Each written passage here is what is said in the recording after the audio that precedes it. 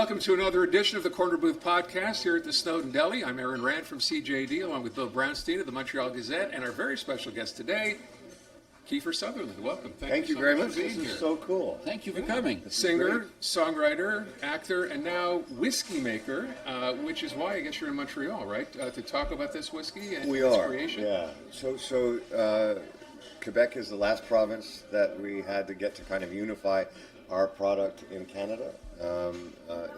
It's been almost 2 years, so we're absolutely thrilled to finally be able to release Red Bank Whisky here in Quebec and specifically Montreal. So you told me you have to go province by province to get this in storage, right? Yeah. How hard a process was that?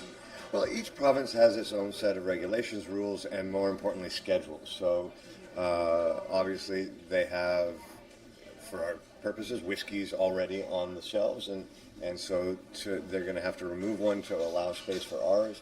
That's going to take some time. So some provinces are quicker. For instance, Alberta was like, give us the whiskey, we'll sell it right away.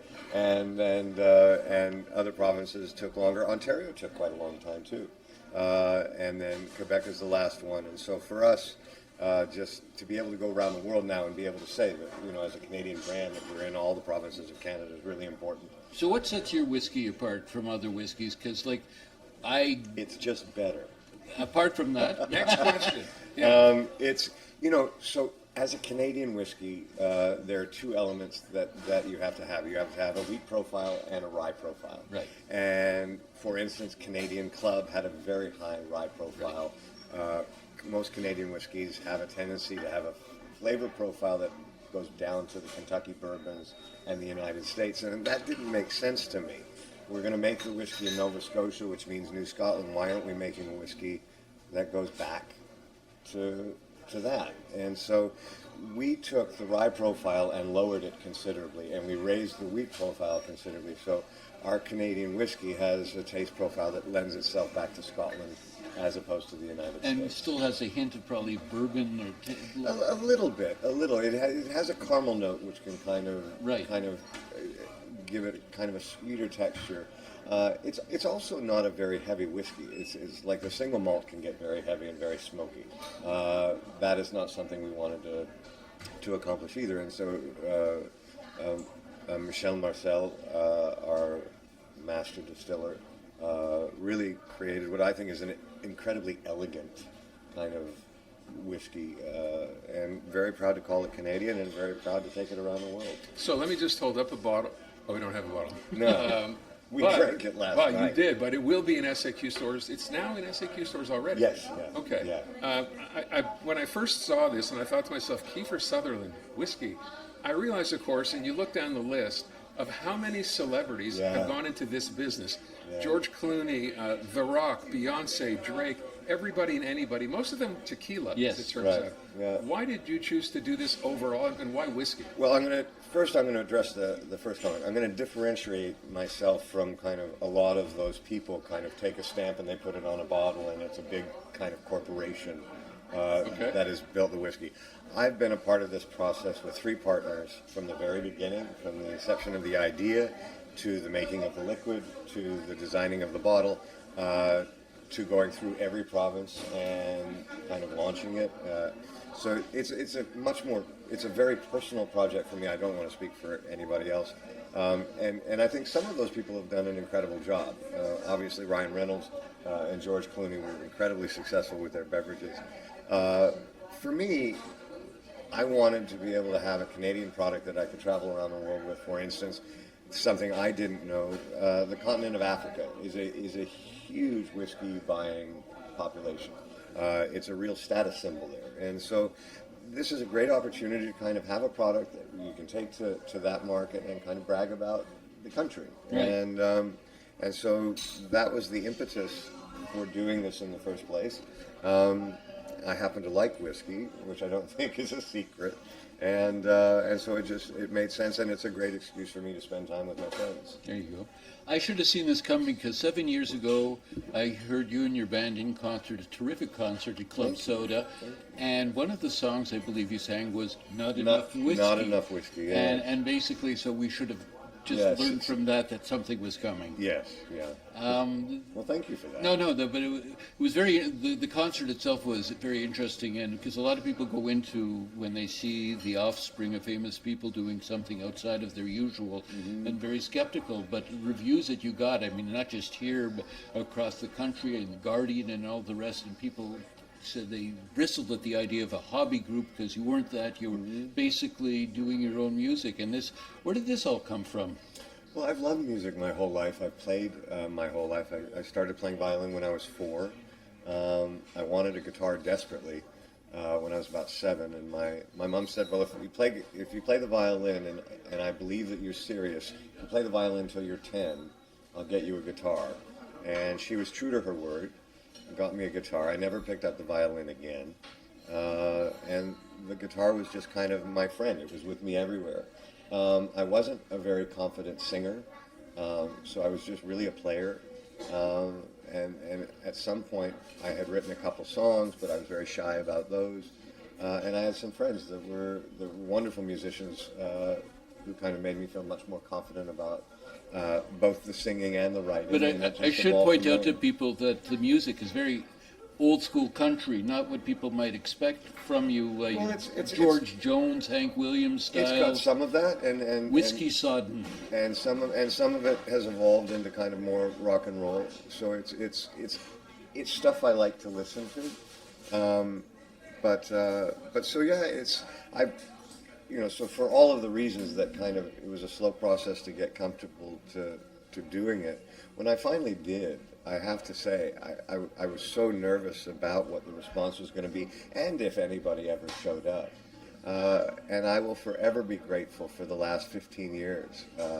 The generosity that I've experienced from audiences around the world has been really moving. And to the degree that touring has become one of my favorite things to do. It's not for everybody, but I really enjoy it. I enjoy my bandmates, and it's been one of the great experiences of my life. To that point, people may not know, when you talk about touring, first of all, to hear you say you love touring, most bands say they hate touring. Yeah. But you're active. You're out there doing many dates even now, right? Yeah, and when I was doing a show like Designated Survivor, I was still managing to do 150 shows a year. So we would work on Designated Survivor for 3 or 4 days or 5 days a week, and then we would drop down into Chicago and play a show, and then Madison, Wisconsin, Milwaukee, Wisconsin, and then hustle back. So you have to really like it if you're going to do it like that and kind of just keep pounding it out. But again, I think we do put on a good show, and the audiences have been so incredibly supportive that, I mean, I wouldn't understand why you wouldn't want to do it. The Corner Booth Podcast is brought to you in part by the Snowdon Delicatessen, where we are. 75 years in business, the home of Montreal's greatest smoked meat, plus carnotzel, potato latkes, and the famous Snowdon Deli party sandwiches. That's the Snowdon Delicatessen. When did you have to sort of make that decision? You said you started playing the violin at that early an age and then the guitar. Between making that your profession vis-a-vis acting and going that way? Well, that's a great question. What's really funny is that the violin helped me get my first job. So I was doing a play when I was 11 years old called Throne of Straw, which was about children in the Lodz ghetto during World War II. And I played a piece on the violin to open the play. I played a piece to open the second act, and then I was one of the last children in the play to get killed by the Nazis. And so the violin helped me get the part. But my experience doing that play, that was the first thing that anybody kind of ever told me I was really good at, meaning the other actors that I was working with. And I was a boy. But because they told me I was good at it, I was so encouraged that was really when I gravitated towards acting, and have been grateful for it ever since, because people did make me feel like I was good at something, and I was not a good student or any of that. You've gotten a lot of that in the years to come, but how was acting compared in terms of fun to music for you? Because there's giant differences, because I kept thinking that my experience as an actor was going to help me on stage as a performer musically, and I was completely wrong. It was dynamically different, and the real difference that I hadn't calculated was that when I was doing 24, I'm not Jack Bauer. You're not? No, I'm Oh, not. And just in. and that was written by somebody else. And so I found myself when I was doing music on stage and very self-conscious because I'm singing a song that's about a personal experience of mine. That I would not normally, even in an interview, would I share kind of the intimacy of some of those moments. And now I'm playing to 400 strangers. So it took me a minute to get used to that. And again, it was the support of those audiences that allowed me to kind of overcome that fear and self-consciousness. But with the acting, there's a real freedom because it's not you, it's a character. And so if the character is kind of an awful character, you can embrace that because it's not you, right? So there's a freedom in being able to play all these different parts and But Jack Bauer was such a groundbreaker. I mean, it was destination television at a time. Mm-hmm. I mean, it went in a whole different direction. People had to watch, and you couldn't binge watch this. You had to go week by week by week. And I mean, the breakdown in time and all the rest kept us on the edge of our seats. There hasn't been anything like that in a long time on mainstream, because basically all the streaming services do their own stuff. But I mean, that's hugely popular. it was the last network show to win the Emmy for best recall. show.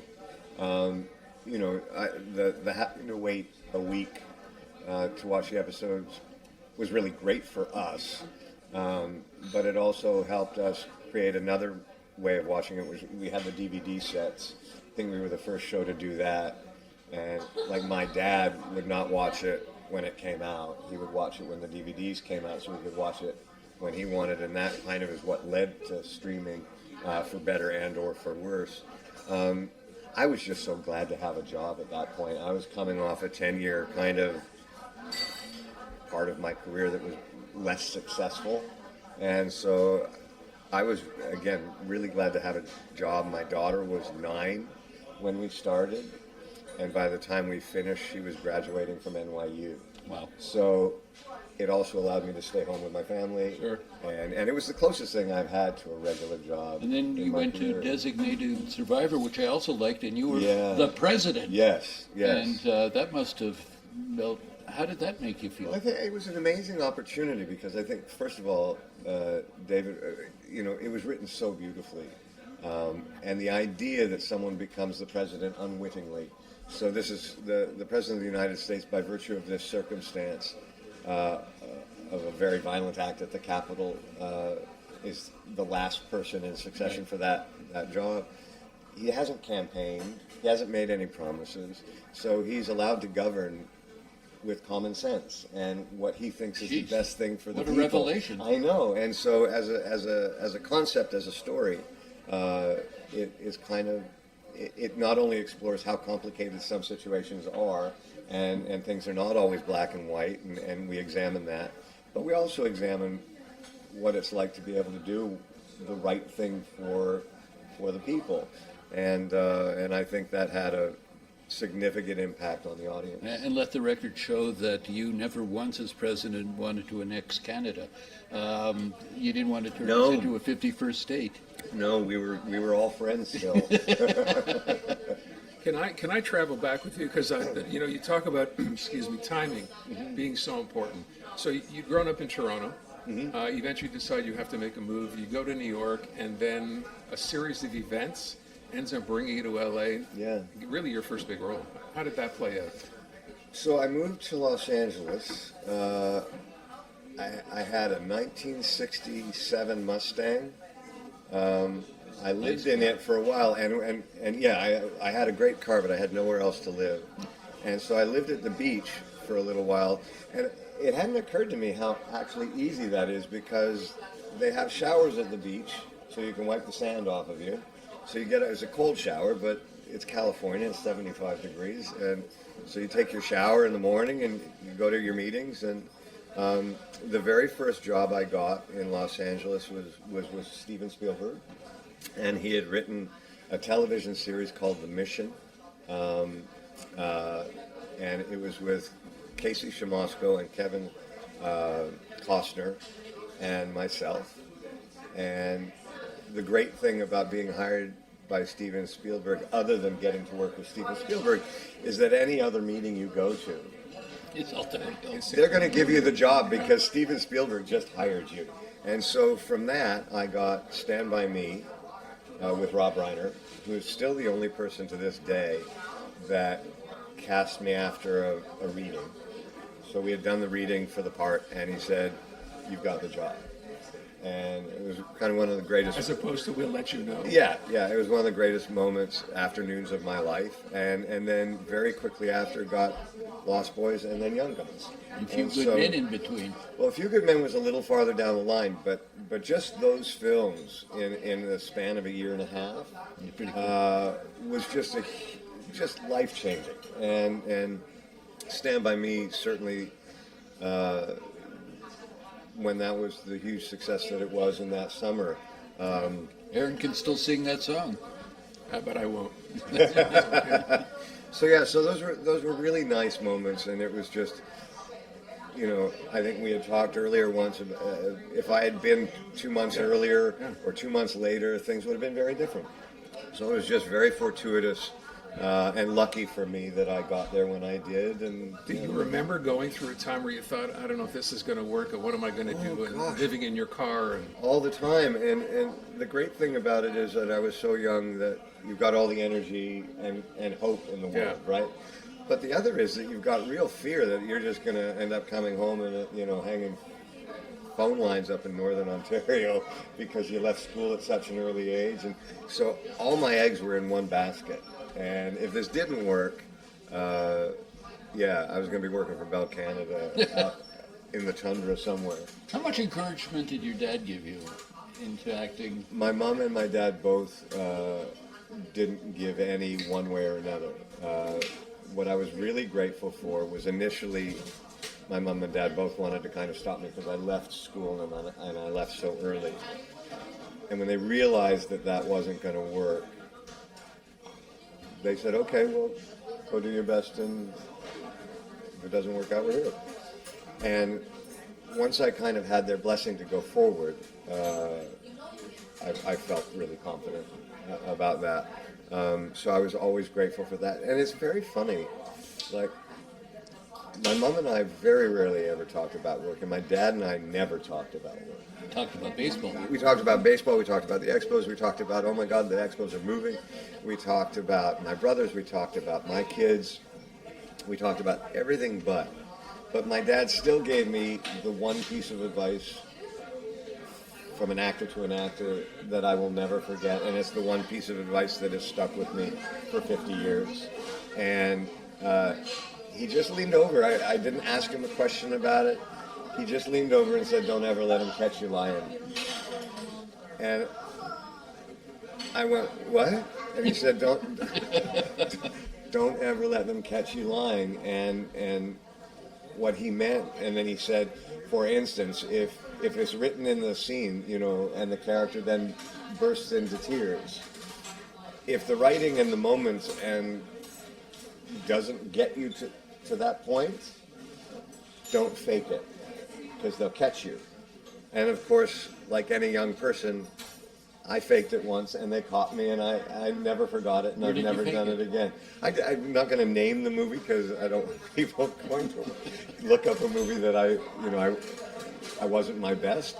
But it was a movie early on, and it was exactly that. It was a scene where the character was supposed to cry, and a variety of circumstances didn't make that feel a very natural thing, but I did it anyway, and I paid a price for it, critically, and yeah. So my dad was right in that regard, and it's something that I've tried to live by, since I was a very young kid. So your dad obviously was a serious actor, well-regarded actor. Mm-hmm. How much did you know about his work, or were you paying any attention to that at all? You were a kid. Well, that's the other funny thing, When I was growing up, there was no VHS, there was no DVD, there was no ability. You either saw the movie when it came out, or you saw it in some art house theater years later. So all of my father's films were restricted you know, whether it was MASH or Don't Look Now or Fellini's Casanova or Clute and Day of the Locust, Kelly's Heroes. All of those films were restricted. So I, as a young person, could never have gone in and seen them. So I didn't see any of my father's films till I was at least 18 or 19. And I remember calling him up, and I was ashamed. And I was like, because just in the films that I named, the diversity of the work was so extraordinary, and the skill was so extraordinary. And I felt like a horrible son that I didn't know this. And he was so sweet. And he's like, well, how could you? And da-da-da. Yeah. And that was kind of the most that we'd ever talked about work. But it was very important for me to let him know, when I did finally get to see it, how much I appreciated it. Well, it's interesting too, because you hear a lot where people who are actors, actually having gone through the profession, don't want their kids to get into that same business. But your dad was never like that, you said. Well, I don't. My daughter is an extraordinary actor and played Julia Louis-Dreyfus's daughter in Veep and had a great run on that for 7 years, and then decided to do other things. And I don't think I wanted it for her, just because I know that it's the process of getting a job it can be very painful and unkind. And then also, if a job doesn't go well, no one sets out to make a bad movie, but sometimes the elements together, they just don't mix well. And something, not great becomes a thing, and to suffer that is not easy either. And so I don't think anybody kind of wants it for their children. They want them to be safe and comfortable. But having said that, if you see someone and they've got that desire and they're motivated and you can clearly see it's something they love, you're not going to stop them anyway, so you might as well get on board. You were born in England, you grew up in Toronto a bit, you went to Vancouver, I think, you've been to a lot of, but here is like your family compound in Lake for Magog and all the rest. How significant was that for you? Huge. My father and his wife of 50 years, Francine Rossette, they summered once just outside of Magog in a small town. I was there, my sister was there. My next brother, Rode, had not been born yet. We had a wonderful summer there, and they ended up getting a property there, and so for 50 years, that's where my father, his wife, my sister and I, and my brothers would spend Christmases, summers, not every Christmas, not every summer, but that's where that family would come together, and so it has a huge impression, made a huge impression on me in my whole life. That was a joyous place. That was a place you wanted to go and get to. And if you've ever been to that area, whether it's Christmas or summer, it's so extraordinarily beautiful. It's like a postcard. Oh, I know it well. And so it's something that will be dear to my heart for the rest of my life. What other people might not realize, younger people, is you have a legacy here. Your grandfather, in the past when we've spoken of him, you're very, very proud of him. But you wanted him to be listening to your music from above. But I mean, he brought socialized medicine into this country, and I know that's something that you've held near and dear. He did. He was Premier of Saskatchewan for 17 years, and in that time accomplished a great deal, and became leader of the NDP party, and. In Saskatchewan, he managed to accomplish a number of things, whether it was paved roads to the farthest northest town, electricity to the farthest northest town, plumbing so that you had indoor plumbing and you were not going out to a Kaivo in the middle of winter. Those are some basic things that, if you ask the people of that time, that's the stuff they cared about the most. And then the thing that his legacy was that he created healthcare in the province of Saskatchewan and made it financially work. And that's the thing that people kind of misconstrue now. Is well, I don't like the healthcare system in Canada right now, and I think you've got a lot to complain about right now, and I would absolutely agree with you. But in 1972, I believe it was 1972, I might be wrong, but when Trudeau took the healthcare system from the province of Saskatchewan and took it federal and made it a Canadian national deal, 26% of the federal budget was being spent on healthcare. You'd be lucky if it's 2% now. Yeah. So you get what you pay for. And when Canada, I think, had the healthcare system that was the envy of the world, it was costing a lot of money, and it does. And so, you know, at some point, Canadians are going to have to make a decision on whether or not they're going to pay for the healthcare that they want. So I know we have to wrap up. I would be remiss if I didn't ask for people watching. Bill brought up 24. What do you have future project-wise, and is 24 one of those things? Well, okay, 24 is much closer to being a possibility than it was a year ago. Howard Gordon has come up with what I think is a fantastic idea, and he's put some of those thoughts to paper, and so I'm cautiously optimistic that we might be able to kind of at least finish the story of Jack Bauer. Okay. As a film or as a series? It would be as a series if we were going to do it. Yeah. So we'll see. You know, I'm certainly not in a position to make, you know, to say it's going, but if it's not going to be me that stands in the way. Okay. Jack will have a lot of work on his hands. Tinseltown, by the way, is coming out for Christmas. That's right. With Rebel Wilson. Rebel Wilson, and she was fantastic, and it's a comedy, so that's a departure. You know, I think you and I laughed the other day when you said, "Have you ever done a comedy before?" And I said, "Not on purpose." Not on purpose. Yeah, so this one's on purpose, which is Something really to exciting. look forward to. I want to thank you so much for Yeah. taking the time today and coming Always by. a pleasure. Great to see you again. Always a pleasure. And that wraps Great up to see another edition of the Corner Booth here from the Snowdon Deli. We'll see you again soon.